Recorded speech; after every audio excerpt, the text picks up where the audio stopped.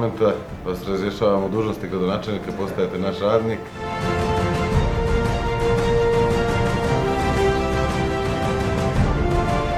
Ne znam kakav bi ja bio predsjednik, ali bi on bio dobar kamenorezac. Sljedeći tvoj zadatak je utovar keramike.